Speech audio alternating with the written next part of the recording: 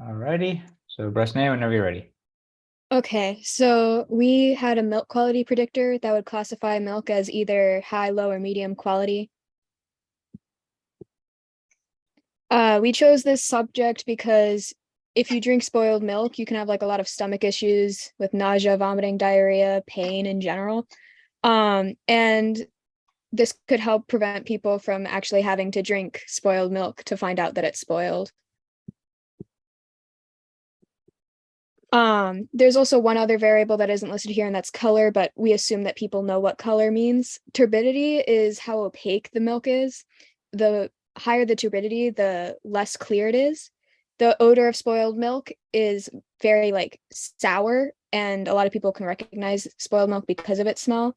The taste of spoiled milk is very tart, which is very different from the usual taste of milk. Our data set was using the whole milk, which usually has 3.25% fat for high quality milk.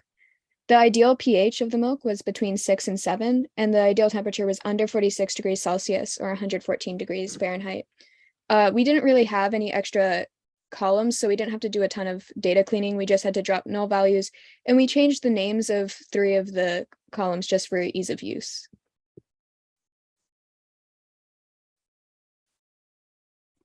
Here are some of our plots. Our plots consist of the milk taste, the milk color, how the milk odor smells, and basically everything that the milk would indicate that it's spoiled, showing us at its high, medium, and low points. We also have a Litzmic graph, which shows the acidity of the milk and how the acidity affects the taste and how it should be between an ideal 6 and 7 for whole milk. We also have a pie chart showing us the pH that is contained in milk and over time the maximum pH that contains, which is 6.45%.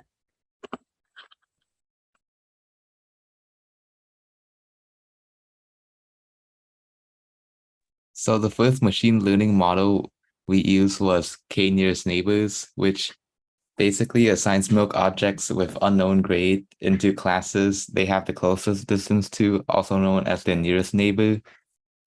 This method worked really well, and we got consistent accuracy of 99%, so we didn't have to do any optimizations.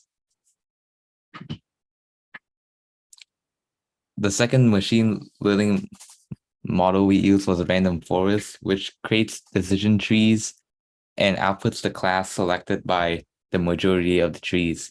This model was our best, and it got an accuracy of 100% consistently.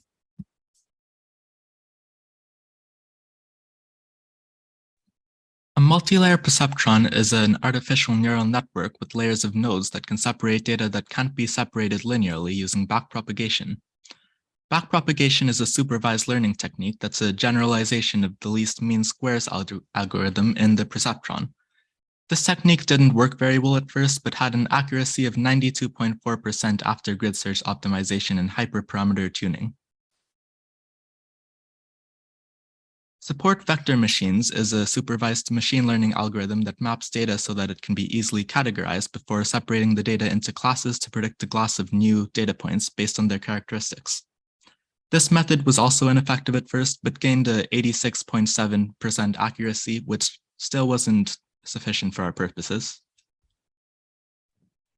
Our final best model was random forest model with an accuracy of 100% without optimization. However, K-nearest model was only 1% off from a perfect 100% accuracy, 99% accuracy with no optimization.